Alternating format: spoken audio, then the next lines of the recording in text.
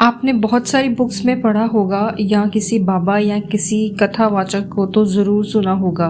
उसके बावजूद भी अगर आप इस वीडियो पर आए हैं तो मतलब आपको आपके सवालों का जवाब नहीं मिला है ना।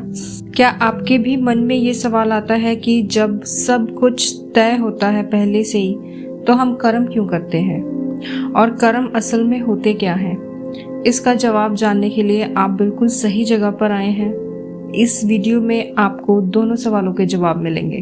Hello everyone, your favourite spiritual healer and advisor is here. Welcome to my channel journey to inner light. Video को बिल्कुल एंड तक देखें और अगर आप लोग इस चैनल पर नए हैं तो चैनल को सब्सक्राइब कर दें। तो चलिए सबसे पहले जानते हैं कि कर्म क्या होता है।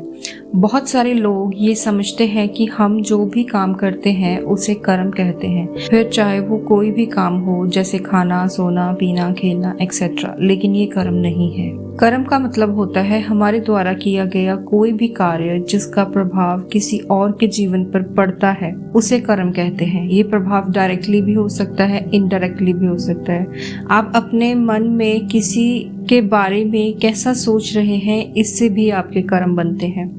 आप कोई ऐसा काम कर रहे हैं जिसका कोई भी प्रभाव, कोई भी असर किसी और की लाइफ पर नहीं पड़ रहा है, ना डायरेक्टली ना इनडायरेक्टली, तो ये कर्म नहीं है। आगे चल के इस वीडियो में कुछ एग्जाम्पल्स से इसे समझेंगे, लेकिन उससे पहले जानते हैं कि अगर सब कुछ पहले से तय होता है तो हम कर्म क्यों करते हैं और कर्म कैसे बनते हैं। गाइज, ये सच है कि सब कुछ पहले से ही तय होता है, लेकिन फ्री स्पिरिट होने की वजह से कुछ चीज़ें ऐसी हैं जो हमारे हाथ में होती हैं, जैसे कि डिसीजंस। जो हमारी डिसीजंस होते हैं वो हमारे ही होते हैं और डिसीजंस की वजह से ही कर्म बनते हैं। फॉर एग्जाम्पल, मैं इसे आपको एग्जाम्पल के तौर पर समझाती हूँ। आपके सामने दो रास्ते हैं, आपको कोई एक चुनना है। अब एक रास्ता है ए और दूसरा रास्ता है बी। ए रास्ते पर भी कुछ चीजें फिक्स हैं कि आपको क्या क्या मिलेगा, आपके साथ क्या क्या होगा, क्या क्या प्रॉब्लम्स आएंगी, और बी रास्ते पर भी फिक्स है कि आपकी क्या अचीवमेंट्स होंगी या क्या चैलेंजेस होंगे। देखिए, तय तो दोनों पर ही है, लेकिन रास्ता कौन सा चुनना है वो आपके ऊपर डिपेंड करता है। ए चूज करोगे तो भी तय है और बी चूज करोगे तो भी तय है। अंडरस्टैंड? अब आगे सुनो। ये रूल 90% लोगों के लिए होता है, लेकिन 10% लोगों के लिए ये रूल नहीं होता है। उन 10% लोगों के डिसीजंस भी परमात्मा ही लेते हैं। ये वो लोग होते हैं जिनसे परमात्मा ने कुछ खास काम करवाना होता है। उनका जन्म ही किसी खास पर्पस के लिए हुआ होता है और वो अपने लिए नहीं बल्कि दूसरों के लिए धरती पर आते हैं।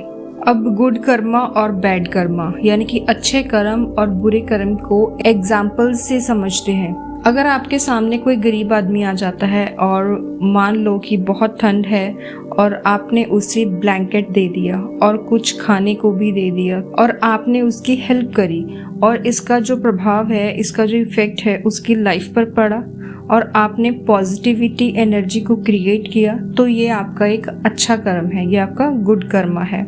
क्योंकि उस समय उस पर्सन को देखकर आपने मुंह नहीं मोड़ लिया, आपने डिसीजन लिया, उस पर्सन की हेल्प करी, तो वो जो आपका डिसीजन है उससे आपका कर्म बन गया। मान लो कि आप अपनी किसी फ्रेंड या रिश्तेदार या फिर किसी कोवर्कर की चुगली करते हैं और जिससे उस पर्सन की इमेज आपकी वजह से खराब हो रही है, उसकी रेपुटेशन खराब हो रही है, ये आपका बुरा कर्म है। आप चाहते तो आप चुगली नहीं भी करते, आप चाहते तो आप उसकी रेपुटेशन को अच्छा भी कर सकते थे, लेकिन आपने एक नेगेटिव एनर्जी क्रिएट करी, तो इस वजह से ये एक बैड कर्मा है।